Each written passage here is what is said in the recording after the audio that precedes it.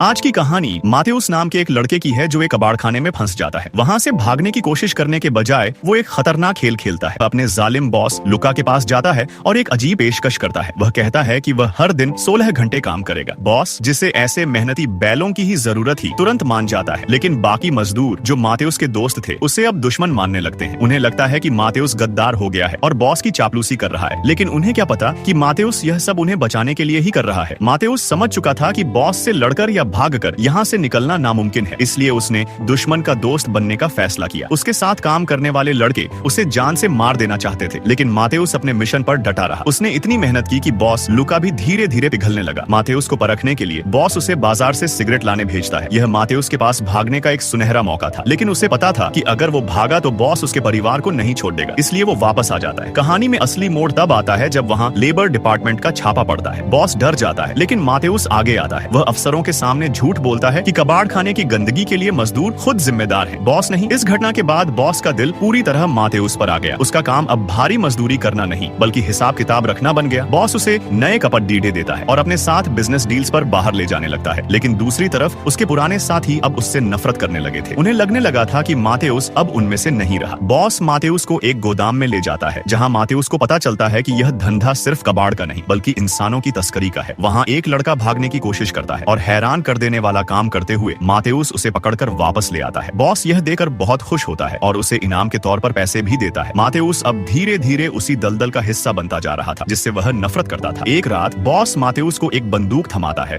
और उसे मजदूरों पर निगरानी रखने को कहता है। मातेउस बंदूक सीधे बॉस पर तान देता है, लेकिन बॉस हंसने लगता है क्योंकि बंदूक खाली थी। बॉस उसे समझाता है कि अगर इस नरक से निकलना है और बड़ा आदमी बनना है तो दिल को पत्थर करना पड़ेगा। बॉस मातेउस को अपनी दुनिया दिखाता है, लग्जरी विला और बड़े नेताओं के साथ उठना बैठना। वह उसे अपनी बूढ़ी माँ से भी मिलवाता है। मातेउस को पता चलता है कि बॉस ने चुपके से मातेउस की माँ को $4000 भेजे हैं। यह जानकर मातेउस का गुस्सा पिघल जाता है। बॉस उसे ऑफर देता है, या तो कबाड़ खाने में सड़ते रहो या मेरे साथ चलो और राज करो। जब वे वापस आते हैं तो मातेउस का एक पुराना साथी भागने की कोशिश करता है। मातेउस, जो कभी खुद भागना चाहता था, अब दौड़कर उसे पकड़ लेता है। वह पुलिस को बुलाता है और उस साथी के परिवार को धमकाया जाता है। मातेउस अब पूरी तरह बदल चुका है। वह अब विक्टिम नहीं बल्कि अत्याचारी बन गया है। अगले दिन मातेउस ने अपना फैसला ले लिया। वह अपने साथियों को उसी नरक में छोड़कर बॉस के साथ नई दुनिया में जाने के लिए तैयार हो जाता है। जाते वक्त उसका पुराना दोस्त उसे गले लगाने के बहाने उसके हाथ पर जलती हुई सिगरेट दाग देता है। मातेउस दर्द सह लेता है लेकिन उफ तक नहीं करता। वह चुपचाप गाड़ी में बैठ जाता है। उसकी आंखों में अब कोई मासूमियत नहीं बची थी, सिर्फ एक ठंडापन था। उसने अपनी आजादी तो पा ली, लेकिन अपनी इंसानियत हमेशा के लिए खो दी। दोस्तों, यह थी फिल्म 7 कैदी की कहानी। ये दिखाती है कि कैसे बुरे हालात एक अच्छे इंसान को भी जानवर बना सकते हैं। क्या मातेउस ने सही किया? कमेंट करके बताएं और वीडियो पसंद आया हो तो लाइक और सब्सक्राइब